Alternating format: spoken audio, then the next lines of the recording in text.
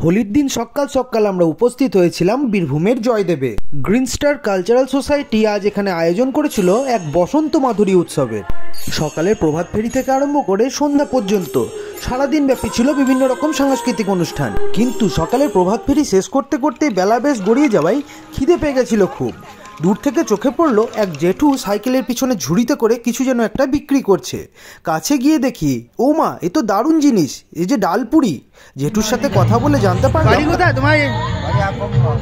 আকুম্বা সারাদিনে কটা ডালপুরি বিক্রি করো তুমি? খিদেও পেয়েছিল খুব, তাই আর দেরি না করে জেঠুর কাছ থেকে আমি নিয়ে নিলাম 4 পিস ডালপুরি আর সাথে ঘুগনি। ওমা, ডালপুরিটি হাতে নিয়েই তো আমি অবাক। ভেতরের ডালগুলো এমনভাবে ঝুরঝুর করে আওয়াজ করছে, এই যেন ঝুনঝুনি ডালপুরি। ওনার সাথে কথা বলে আরো জানতে পারলাম ঘুরে ঘুরে বিক্রি করে তুমি ডালপুরি। জয়দেবের পারিপার্শ্বিক গ্রামেই ঘুরে ঘুরে বিক্রি করেন এই ডালপুরি। কোথায় যাও? চলুন ডালপুরিটি এবার ছিঁড়ে দেখা যাক ভেতরে কি ভরা আছে।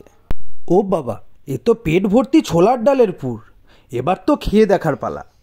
ঘুগনির মধ্যে ডুবিয়ে একটা কামড় দিতেই এ একদম মুখের মধ্যে মিলিয়ে গেল। সত্যি কথা বলতে দারুণ লাগলো খেয়ে। আমরা রেস্টুরেন্টে বা হোটেলে গিয়ে হাজার হাজার টাকা খাবারের জন্য খরচা করি, কিন্তু মাঝে মধ্যে এই সমস্ত মানুষদের হাতের তৈরি খাবার খেয়ে আমরাই কিন্তু পারি ধরে রাখতে এনাদের মুখের হাসি আর এনাদের হাতের কারিগরি।